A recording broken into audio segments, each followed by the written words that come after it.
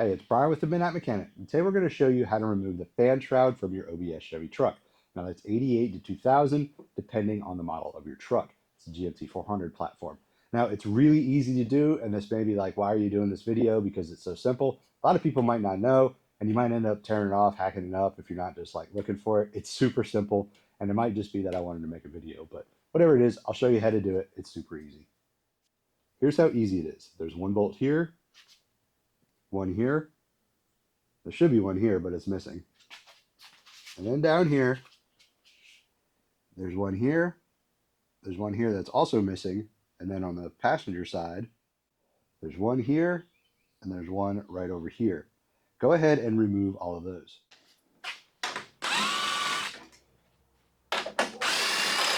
These are all 10 millimeter.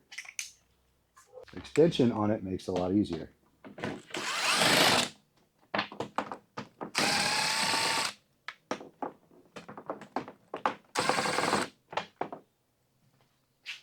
Now come to this side and remove those.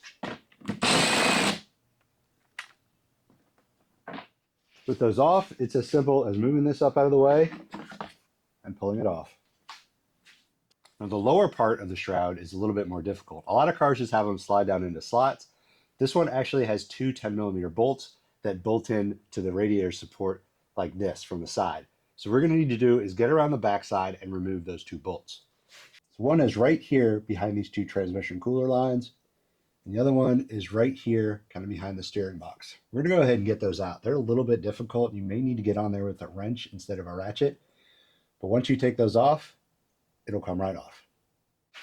I forgot to record myself removing those two lower bolts, but it's not a big deal. Obviously, it's just two bolts. You can take them out yourself.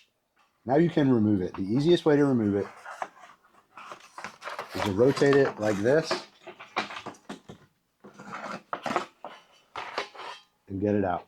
You need to rotate it in that direction because if you rotate it in the other direction, it hits the steering box. If there's not that much here, it allows it to spin a lot easier. So see, it's not quite as easy as you think. You may just see those 7 bolts on top and think it'll just pop right off, slide out like a lot of other cars. But if you miss those 2 bolts on the bottom, you may start yanking on it and break them. This one actually is cracked, and I think whoever owned this before has tried to do that. So don't forget those 2 bolts on the bottom. Once you get those out, it is so simple to do, but you gotta make sure that you get all the bolts out of it. If there's anything else you'd like to learn about, any other tools you'd like to see, post down below in the comments. Don't forget to follow us on Instagram and Facebook at The Midnight Mech, TikTok at The Midnight Mechanic. Follow our business page, Shock Auto. We'll see you guys next time.